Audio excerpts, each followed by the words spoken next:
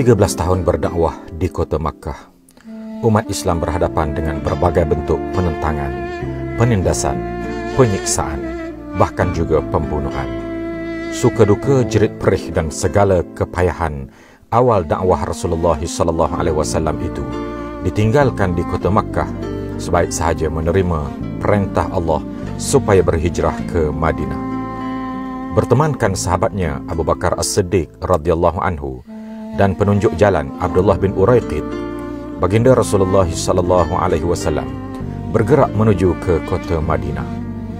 Perjalanan sejauh hampir 500 km merentas padang pasir yang panas selama hampir 2 minggu, diharungi dengan penuh ketabahan.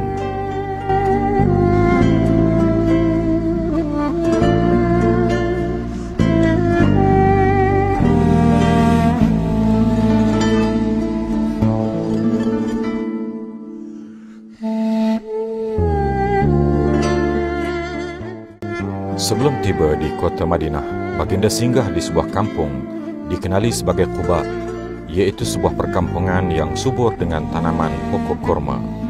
Baginda tinggal di situ beberapa hari.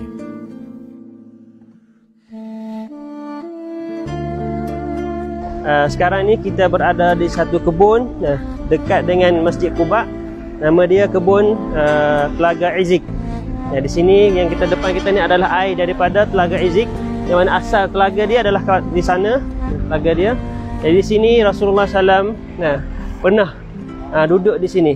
Ketika Rasulullah SAW hijrah mula-mula sampai daripada nak sampai Madinah, Nabi SAW duduk di sini dulu. Setengah kata 15 hari, setengah kata 7 hari. Dan riwayat masyhurnya 4 hari. Jadi Nabi SAW duduk di rumah Kalthum bin Hadam. Kalthum bin Hadam ni satu orang sahabat yang memang duduk di kawasan Quba. Dan setengah kata rumah dia adalah rumah yang kita nampak ni, warna hitam ni. Rumah dia. Jadi Nabi SAW duduk di sini beberapa hari dan Nabi SAW pakai air ni. Yang mana dulu air ni asal dia, rasa dia ni tak boleh nak minum. Kita nak minum tak boleh, nak pakai pun tak boleh. Tapi dengan sebab berkat ludah Rasulullah SAW, maka air ni jadi boleh pakai, jadi boleh minum, jadi boleh ambil wuduk, jadi boleh ambil manfaat daripada telaga tersebut. Dan di sini juga adalah panggil musalla Mazillah. Mazillah ialah tempat Rasulullah SAW salat.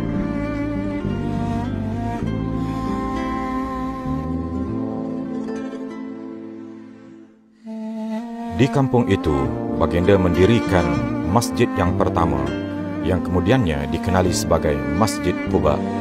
Sehingga kini, Masjid Quba masih dikunjungi oleh umat Islam dari serata dunia. Saya sekarang sedang berada di Masjid Quba, masjid yang pertama didirikan oleh Rasulullah SAW ketika baginda sampai di kota Madinah dalam peristiwa hijrahnya baginda SAW ke kota ini. Masjid ini disifatkan oleh Allah Subhanahu Wa Taala sebagai Masjidun Ussisa ala Taqwa, masjid yang diasaskan atas dasar takwa. Allah Ta'ala menyatakan fihi rijalun yuhibbuna an yatatahharu. Di dalamnya ada manusia yang suka kepada kesucian dan kebersihan. Antara kelebihan mendirikan salat di masjid ini seperti mana yang dinyatakan oleh Nabi SAW, 2 rakaat salat yang didirikan di Masjid Quba bersamaan dengan sekali menunaikan ibadat umrah di kota suci Makkah Al-Mukarramah. Setelah beberapa hari tinggal di Quba, baginda mula bergerak menuju ke kota Madinah.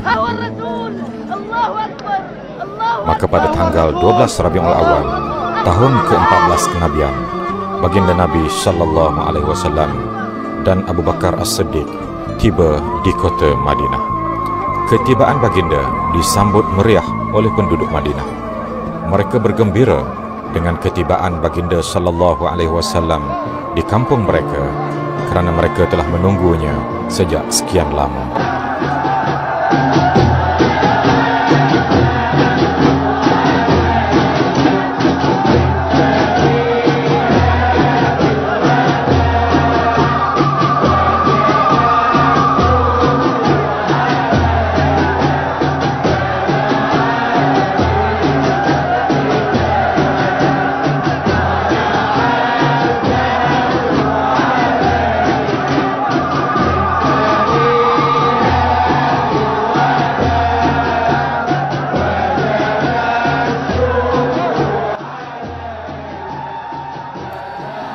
Antara perkara pertama yang dilakukan oleh Nabi Muhammad sallallahu alaihi wasallam sebaik tiba di kota Madinah ialah pertama mempersaudarakan kaum Muhajirin dan Ansar. Muhajirin ialah umat Islam yang berhijrah dari Makkah ke Madinah, manakala Ansar ialah penduduk asal Madinah yang beriman kepada Nabi sallallahu alaihi wasallam.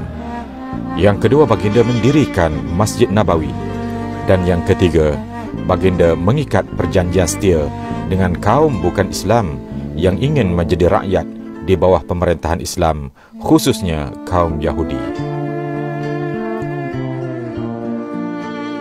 Apakah kepentingan peristiwa hijrah? Yang pertama, umat Islam hidup bersatu padu dan bebas mengamalkan ajaran Islam. Yang kedua, rakyat Madinah berbilang bangsa dan agama hidup aman dan damai. Yang ketiga, dakwah dapat disebarkan secara meluas. Yang keempat, negara Madinah menjadi maju dan digerungi musuh. Dan yang terakhir, peristiwa hijrah ini membuktikan kebijaksanaan Nabi Muhammad SAW mengatur strategi dalam berdakwah.